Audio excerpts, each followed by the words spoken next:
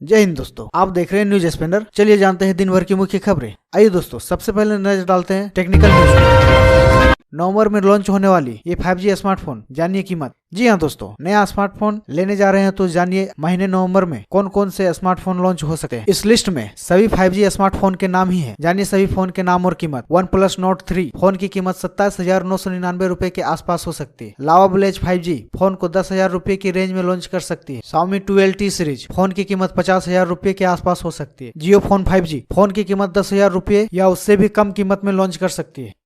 चलिए दोस्तों, आगे बढ़ते हैं बड़ी खबर की तरफ।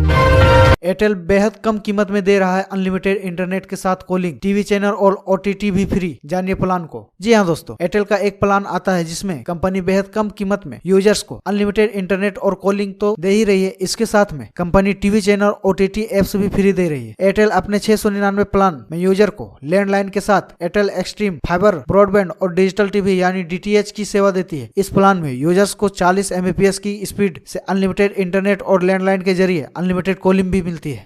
चलिए दोस्तों, इसी के साथ आगे बढ़ते हैं, नजर डालते हैं राजनीतिक खबरों की तरफ। राहुल गांधी ने कांग्रेस और TRS के बीच संबंधों से किया इनकार, कहा सवाल ही नहीं उठता। जी हाँ दोस्तों, रंगारेड्डी तेलंगाना एजेंसी है। कांग्रेस सांसद राहुल गांधी ने अपनी पार्टी और तेलंगाना राष्ट्र समिति TRS के बीच किसी भी तरह के संबंध होने की बात से इनकार किया है। राहुल गांधी ने तेलंगाना के रंगारेड्डी जिले में सोमवार को कहा कि TRS और कांग्रेस के बीच किसी भी संबंध का कोई सवाल ही नहीं है। राहुल गांधी ने कहा कि तेलंगाना के मुख्यमंत्री को ऐसा लगता है कि वह एक राष्ट्रीय पार्टी का नेतृत्व कर रहे हैं। उन्होंने कहा, उनका यह सोचने के लिए मैं स्वागत करता हूँ कि वह एक अंतर्राष्ट्रीय पार्टी चला रहे हैं। चलिए दोस्तों, आगे बढ़ते हैं बड़ी खबर। पुराने भवन में हो सकता है सांसद का शीतकालीन सत्र, सामने आई यह बड़ी वजह। जी हाँ दोस्तों, सांसद का शीतकालीन सत्र पुराने भवन में हो सकता है क्योंकि नए भवन का कुछ निर्माण कार्य तय समय सीमा से अधिक हो सकता है। सरकार ने नए संसद भवन को शीतकालीन सत्र से पहले पूरा करने का लक्ष्य रखा था, जो आमतौर पर नवंबर के तीसरे सप्ताह से शुरू होता है। चलिए दोस्तों, इसी के साथ आगे बढ़ते हैं, नजर डालते हैं अंतर्राष्ट्रीय खबरों पर।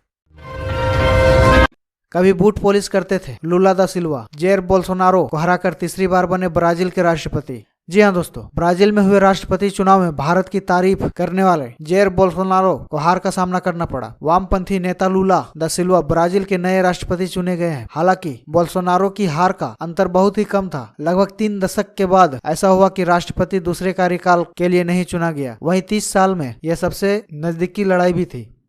चलिए दोस्तों, इसी के साथ आगे बढ़ते हैं बड़ी खबर की तरफ। मरावी पुल हादसे पर रूस के राष्ट्रपति पुतिन ने जताया शोक, घायलों के जल्द स्वस्थ होने की कामना। जी हाँ दोस्तों, रूस के राष्ट्रपति व्लादिमीर पुतिन ने गुजरात के मोरबी शहर में पुल हादसे में मारे गए लोगों के परिवारों के प्रति संवेदना जाहिर की है। इस हादसे में अब तक 134 लोगों की मौत हो चुकी है। राष्ट्रपति द्रौपदी मुर्मू और प्रधानमंत्री नरेंद्र मोदी के लिए सोमवार को क्रेमलिन वेबसाइट पर प्रकाशित संदेश में पुतिन ने कहा, माननीय राष्ट्रपति, माननीय प्रधानमंत्री, कृपया गुजरात राज्य में दुखद पुल हादसे के प्रति मेरी संवेदना स्वीकार कर लें। चलिए दोस्तों, इसी के साथ आगे बढ़ते हैं, बड़ी खबर की तरफ नजर डालते हैं देश भर के अलग अलग राज्यों की मुख्य खबरों पर। डेटा सेंटर हब बनेगा उत्तर प्रदेश। अगले 5-7 साल में कारोबार में 39,000 करोड़ रुपए निवेश करेगी योटा इंफ्रा।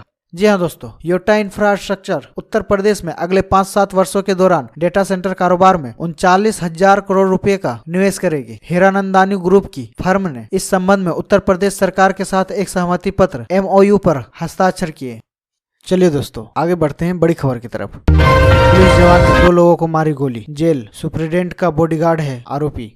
जी हाँ दोस्तों, झारखंड के पलामू में फायरिंग हुई। फायरिंग का आरोप जिले के जेल सुप्रीडेंट के बॉडीगार्ड पर लगा है। आरोपी का नाम विनीत कुमार। कहा जा रहा है कि विनीत ने नशे की हालत में अपने सर्विस रिवॉल्वर से कुछ समय के अंतराल पर 2 लोगों को गोली मार दी। घायलों में एक को हाथ में छर्रा लगा है, जबकि दूसरे व्यक्ति के बाह में गोली लगी है। घायल में अंजन तिवारी 40 वर्ष और मनीष तिवारी 38 वर्ष के हैं। दोनों चचेरे भाई हैं। फायरिंग नशे की हालत में यूं ही की गई थी या ये आपसी रंजिश का मामला है, इसकी जाँच चल रही है।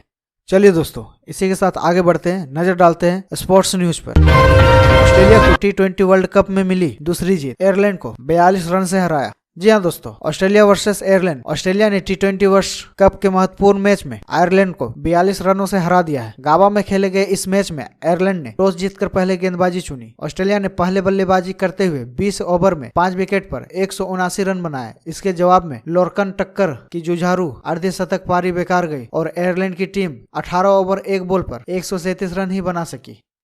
चलिए दोस्तों, इसी के साथ आगे बढ़ते हैं, नजर डालते हैं नॉनसेंस न्यूज पर। बच्चे को सांप ने काटा, बालक को आया गुस्सा, दांत से काटकर कोबरा की ले ली जान।